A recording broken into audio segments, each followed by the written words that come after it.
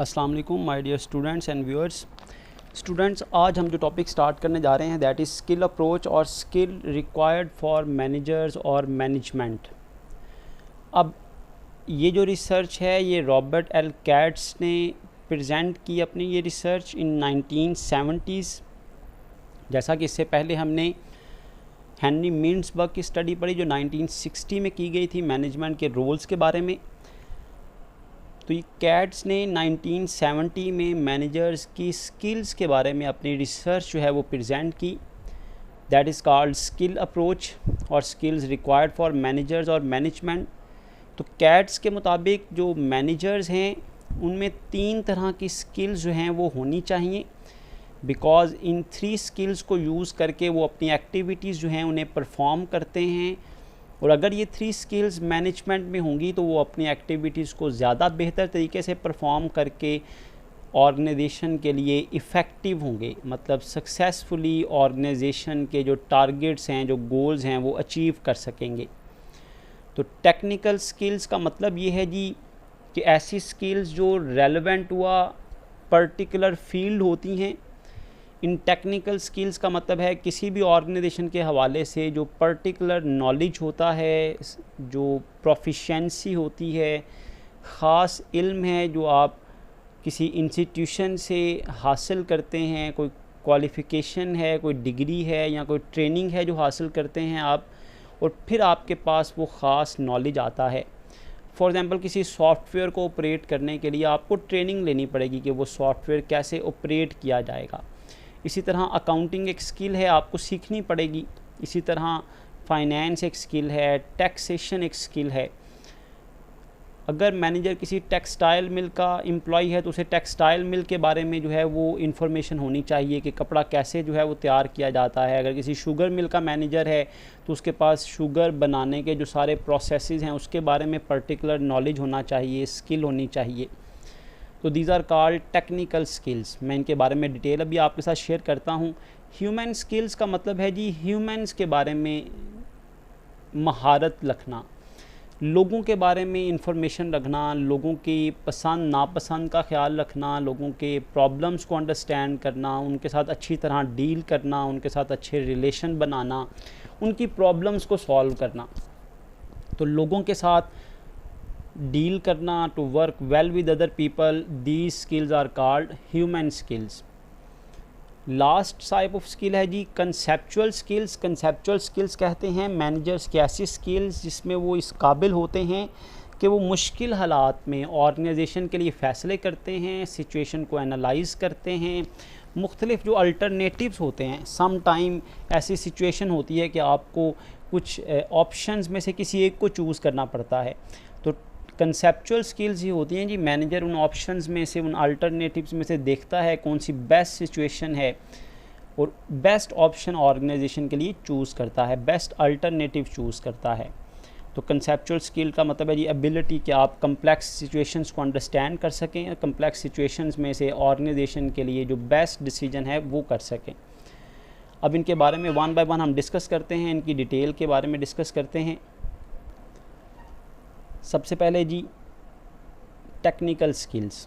Technical skill जैसा कि मैंने आपसे डिस्कस किया कि टेक्निकल स्किल्स का मतलब है किसी पर्टिकुलर फील्ड के बारे में नॉलेज रखना। इसकी डिटेल हम डिस्कस करते हैं जी। Technical skills are skills that reflect both understanding of and a proficiency in a specialized field. किसी ख़ास फील्ड के बारे में प्रोफिशिएंसी रखना, महारत रखना। एक मैनेजर के पास टेक्निकल स्किल होनी चाहिए। अगर बैंक मैनेजर है तो उसके पास बैंक के हवाले से सारी डिटेल होनी चाहिए कि बैंक के ऑपरेशंस कैसे होते हैं, बैंक की डे टू डे एक्टिविटीज़ कैसे होती हैं, बैंक को कैसे ग्रो करना है, बैंक की जो एक्टिविटीज़ हैं उनको कैसे परफॉर्म करना है। इसी तरह शुगर मिल का मैनेजर है, टेक्सटाइल मिल का मैनेजर है, किसी कॉलेज को चलाने के लिए प्रिंसिपल है तो उसके पास कॉलेज के हवाले से सारी डिटेल होनी चाहिए कि स्टूडेंट्स के बिहेवियर के बारे में, कॉलेज के ऑपरेशंस के बारे में, एग्जामिनेशंस के बारे में, कंट्रोल के बारे में। तो टेक्निकल स्किल्स कहते हैं जी पर्टिकुलर नॉलेज रखना किसी स्पेसिफिक फील्ड के बारे में जो कि ट्रेनिंग से या इंस्टीट्यूशन से डिग्री लेकर आपके पास आता है। Technical skills include the knowledge of and a proficiency, महारत रखना, नॉलेज रखना स्पेशलाइज फील्ड के बारे में, सच एज इंजीनियरिंग वर्क्स है, कंप्यूटर के बारे में नॉलेज रखना अगर आपकी फील्ड कंप्यूटर से रिलेटेड है, अकाउंटिंग के बारे में नॉलेज रखना अगर आप अकाउंटिंग से रिलेटेड हैं, और मैन्युफैक्चरिंग या किसी भी चीज़ को तैयार करने के हवाले से जो ख़ास नॉलेज है वो रखना। देखिए आप जितने मर्ज़ी डिग्रीज़ हासिल कर लें, आप जब तक एक शुगर इंडस्ट्री में काम नहीं करेंगे, ये सीखेंगे नहीं कि शुगर कैसे बनती है, कौन सा केमिकल है, कितनी क्वांटिटी में डाला जाता है, कितना रॉ मटेरियल चाहिए, कितनी हीट आपने देनी है, कब कौन सा प्रोसेस परफॉर्म करना है तो प्रोडक्ट तैयार होगी, तब तक आप उस फील्ड में कामयाब नहीं हो सकते। तो टेक्निकल स्किल्स का मतलब है जी किसी काम को करने के लिए जो ख़ास स्किल रिक्वायर्ड होती है। These skills are more important at lower level of management. जो टेक्निकल स्किल्स है ना, ये ज़्यादातर जो लोअर लेवल ऑफ मैनेजमेंट है ना, मिडिल लेवल और फर्स्ट लाइन मैनेजर, उनके लिए ज़रूरी होती है, क्योंकि टॉप लेवल मैनेजमेंट तो ऑफिस में बैठी रहती है, अपने वहाँ पे डिसीजन मेकिंग करती है। एक्चुअल वर्क तो मिडिल लेवल और जो फर्स्ट लाइन मैनेजर्स हैं उन्होंने करने होते हैं, तो उनके पास ये स्किल्स होनी चाहिए। सिंस दीज मैनेजर्स, क्योंकि ये जो मैनेजर्स हैं ना लोअर लेवल मैनेजर्स में, are dealing directly with employees, ये मुलाजमीन के साथ डायरेक्टली डील कर रहे होते हैं, डूइंग द ऑर्गेनाइजेशन वर्क, जो कि ऑर्गेनाइजेशन का वर्क परफॉर्म कर रहे होते हैं। तो टेक्निकल स्किल्स मैनेजर्स के पास होनी चाहिए अगर वो सक्सेसफुली अपनी फील्ड में परफॉर्म करना चाहते हैं। Let's move to the human skills. जैसा कि मैंने बताया, ह्यूमन स्किल्स का मतलब है लोगों के साथ डील करने की एबिलिटी, कि आप लोगों के साथ अच्छा डील कर सकें, अच्छे रिलेशन बना सकें, उनकी ज़रूरियात को समझ सकें। वो एम्प्लॉयज़ हैं, वो सप्लायर्स हैं, वो आपके बिज़नेस पार्टनर्स हैं, वो आपके कंपेटिटर्स हैं। तो ह्यूमंस को मैनेज करना, लोगों को मैनेज करना, क्योंकि लोगों के बगैर ऑर्गेनाइजेशन नहीं चलाई जा सकती। Human skills are associated with the managers ability to work well with other, क्योंकि मैनेजर को लोगों के साथ काम करना है, लोगों से काम लेना है, both as a member of a group और एज अ लीडर। चाहे वो किसी ग्रुप का मेंबर है, चाहे वो किसी ऑर्गेनाइजेशन में एज अ एम्प्लॉय काम कर रहा है, या वो लीडर के तौर पे काम कर रहा है, who gets thing done through other people, क्योंकि मैनेजर दूसरों से काम लेता है, दूसरों के साथ मिलकर काम करता है। तो लोगों के साथ काम करने की सलाहियत होनी चाहिए, कोऑर्डिनेट करने की, लोगों को हेल्प करने की, उनकी बात को समझने की।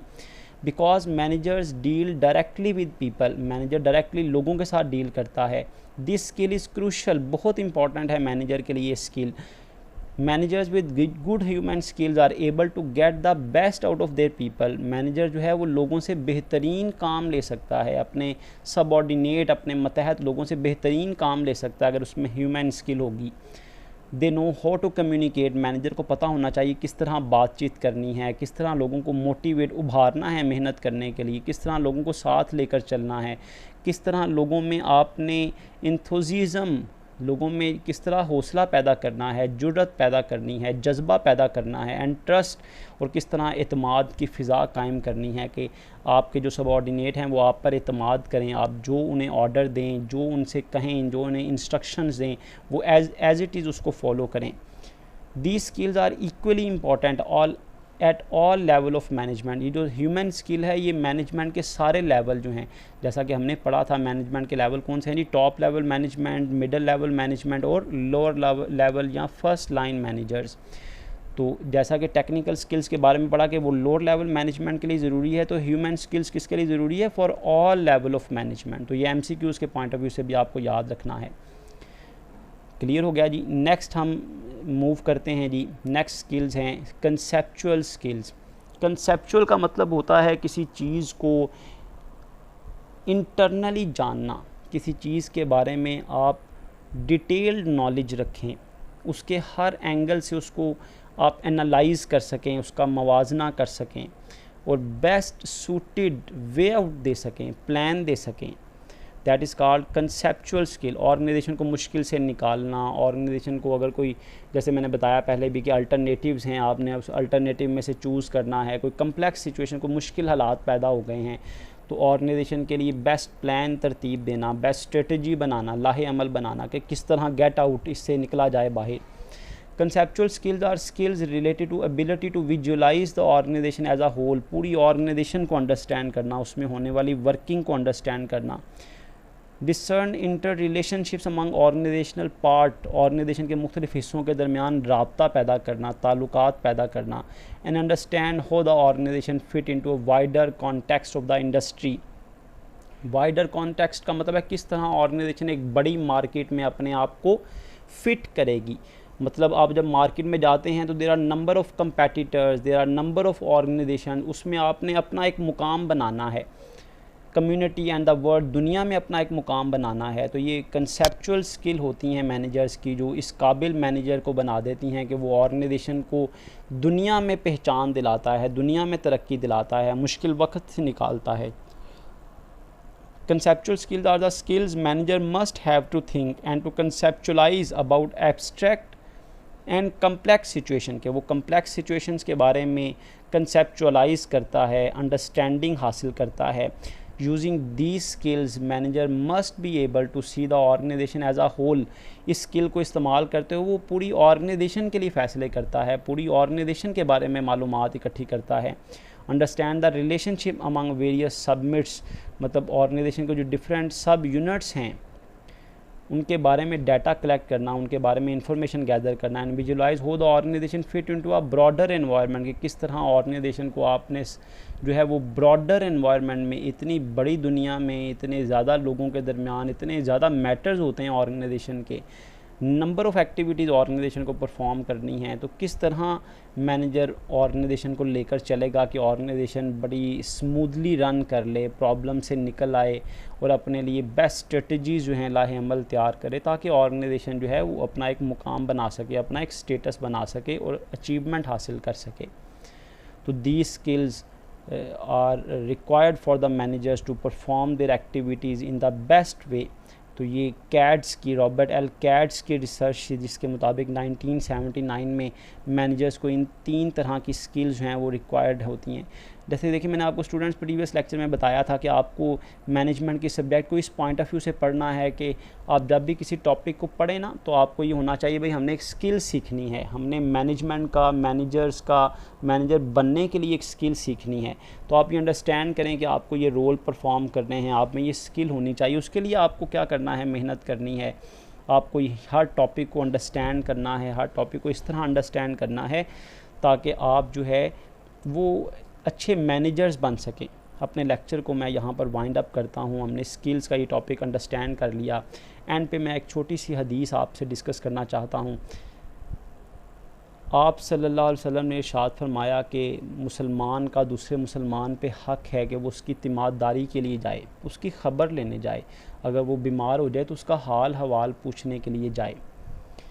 आपने फरमाया कि क़यामत के दिन अल्लाह ताला एक मुसलमान से कहेंगे, बात ज़रा गौर से सुनिएगा, अल्लाह ताला एक मुसलमान से कहेंगे कि जब मैं बीमार हो गया तो तू मेरा पता लेने क्यों नहीं आया। तो एक मुसलमान हैरान होगा इंसान कि या अल्लाह आप भी बीमार होते हैं, आपको भी बीमारी पहुंचती है। तो अल्लाह ताला फरमाएंगे नहीं, तू अगर अपने मुसलमान भाई की तीमारदारी के लिए जाता तो मुझे तू वहाँ पर पाता, मैं वहाँ पर होता। तो अल्लाह ताला ने इसको तशबीह किससे दी है, अल्लाह ताला फरमाएंगे कि अगर मैं बीमार होता, जैसे अल्लाह ताला बीमार होते हैं नाउज़ुबिल्लाह, लेकिन अल्लाह ताला ऐसे क़यामत वाले दिन फरमाएंगे कि अगर तो अपने बीमार भाई की अयादत के लिए जाता तो मुझे वहाँ तो पाता। तो इतना ज़्यादा अजर है बीमार का हवाल पूछना, बीमार की तीमारदारी करना। एक और हदीस में आता है कि आप सल्लल्लाहु अलैहि वसल्लम ने इरशाद फरमाया कि एक मुसलमान जब सुबह के वक़्त अपने किसी मुसलमान भाई की अयादत के लिए जाता है, वो उसके पास बैठा रहता है, उसका हाल हवाल पूछता है, बातचीत करता है, तो वो जितनी देर अपने मुसलमान भाई की अयादत के लिए उसके पास बैठा रहता है, वो ऐसे समझे जैसे वो जन्नत के एक बगीचे में बैठा हुआ है। इतना सवाब है, इतना अजर है। एक और हदीस में आप सल्लल्लाहु अलैहि वसल्लम ने इरशाद फरमाया कि जब एक मुसलमान अपने दूसरे मुसलमान भाई की अयादत के लिए जाता है, वो सुबह के लिए सुबह उसका पता लेने के लिए जाता है, कुछ देर बैठता है, 10-15-20 मिनट उसके पास बैठता है, बातचीत करता है, उसका हाल पूछता है और वापस आ जाता है। लेकिन अल्लाह ताला 70,000 फरिश्तों को मुकर्रर कर देते हैं जो सुबह से लेकर शाम तक उसके लिए रहमत की, बख्शिश की दुआएं मांगते रहते हैं, क्योंकि वो अपने मुसलमान भाई की अयादत के लिए गया था। तो हमें भी जो बीमार हैं उनकी अयादत करनी चाहिए, उनका हाल हवाल पूछना चाहिए। अगर ख़ुद ना जा सकें तो फ़ोन कॉल करके, मैसेज करके हाल पूछना चाहिए। एक मुसलमान का दूसरे मुसलमान पर फ़र्ज़ है। यहाँ पर मैं अपना लेक्चर वाइंड अप करता हूँ। अल्लाह ताला हम सबको अपने हिफ्ज़ व अमान में रखे। अल्लाह ताला आपके इल्म में बरकत दे, आपको मेहनत करने की तौफ़ीक अता फ़रमाए, आपको अपने माँ बाप की इज़्ज़त करने की तौफ़ीक अता फ़रमाए। अल्लाह ताला आपके माँ बाप की उम्र में बरकत अता फ़रमाए, और जिनके माँ बाप इस दुनिया से चले गए हैं उनको जन्नतुल फिरदौस में आला मुकाम अता फ़रमाए, और आपको अपने माँ बाप की ख्वाहिशात को पूरा करने की तौफ़ीक दें। अल्लाह ताला हम सब का हामी नासिर हो। अल्लाह ताला आप सब पर अपनी रहमतें नाज़िल करें। जज़ाकुमुल्लाह खैरा।